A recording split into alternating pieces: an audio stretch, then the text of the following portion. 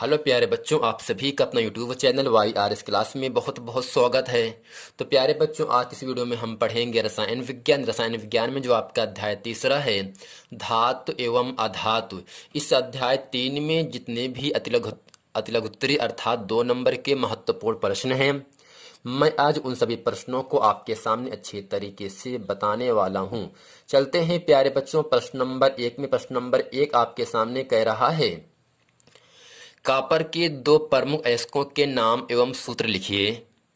Copper का संकेत होता है Cu, यानी Cu के 2 प्रमुख अयस्कों के नाम एवं उनका सूत्र आपको लिखना है।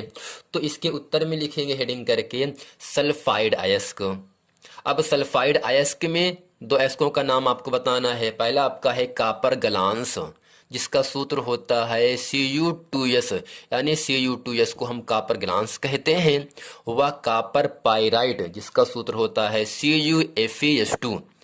दूसरा हेडिंग करके लिखेंगे हम ऑक्साइड अयस्क। क्या होगा आपका ऑक्साइड अयस्क? किसमें लिखेंगे? क्यूप्राइट, जिसका सूत्र होता है Cu2O। तो प्यारे बच्चों, इसमें आपसे इतना ही कह रहा था, कॉपर के 2 प्रमुख अयस्क कौन कौन से हैं? सल्फाइड अयस्क हैं और ऑक्साइड अयस्क हैं। उनका नाम, उनका भी क्या लिखना है? उनका सूत्र आपको लिखना है। यानी सल्फाइड अयस्क के 2 सूत्र आपके सामने हैं, कॉपर ग्लांस और copper pyrite. Cu2s copper pyrite क्या होगा? CuFeS2।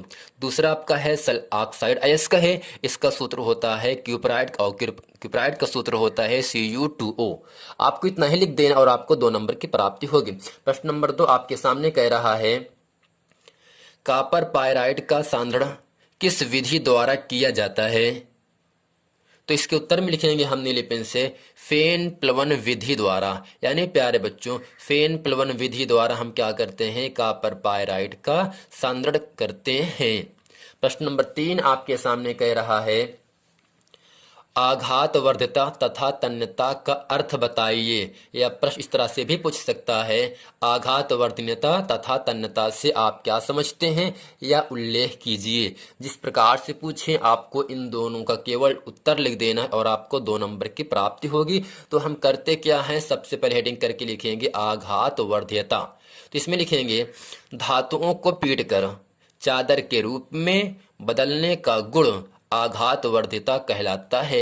जैसे प्यारे बच्चों, जब आप वेल्डिंग के दुकान पर जाते हो, जो लोहा होता है, जो Fe होता है, उसको हम गर्म करके चादर के रूप में बनाते हैं ना।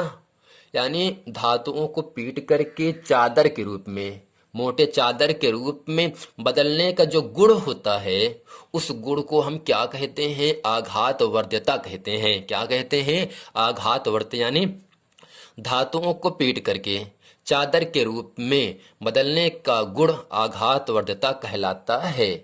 दूसरा हेडिंग करके लिखेंगे काले पेन से तन्यता। इसमें लिखेंगे, धातुओं को पीट करके पतले तार के रूप में खींचने की क्षमता को या खींचने की गुण को तन्यता कहते हैं। यानी प्यारे बच्चों, जो धातु होते हैं उनको आप पीट दीजिए, पीटने के बाद तार के रूप में बना दीजिएगा।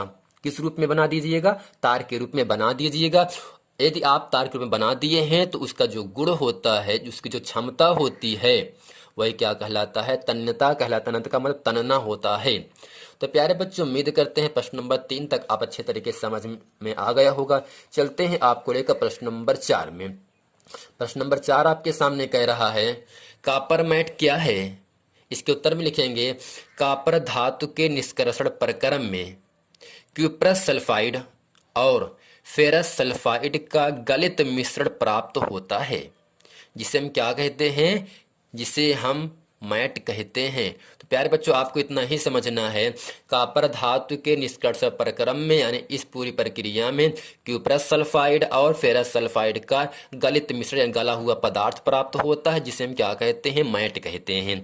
प्रश्न नंबर 5 आपके सामने कह रहा है, लोहे पर किस धातु की परत चढ़ाई जाती है और क्यों? तो प्यारे बच्चों, जो आपका लोहा होता है, उस लोहे पर हम परत को चढ़ाते हैं, और कौन सी परत होती है, कौन सी धातु की परत होती है और क्यों चढ़ाया जाता है? तो इसके उत्तर में लिखेंगे, लोहे पर कॉपर व Ag, Cu का मतलब कॉपर, Ag का मतलब सिल्वर। लोहे पर Cu व Ag की परत चढ़ाई जाती है क्योंकि लोहा यानी Fe रासायनिक सक्रियता श्रेणी में इनसे ऊपर है। लोहा क्या है? लोहा क्या होगा? इन दोनों से ऊपर है, इसीलिए लोहे पर क्या चढ़ाया जाता है? Fe श्रेणी में इनसे ऊपर है, अतः यह इनके विलयनों से इन्हें विस्थापित कर देता है। यानी लोहे के पूरे विलयन में क्या कर देता है? कॉपर और Ag को क्या कर देता है? विस्थापित कर देता है और उसका स्थान स्वयं ले लेता है।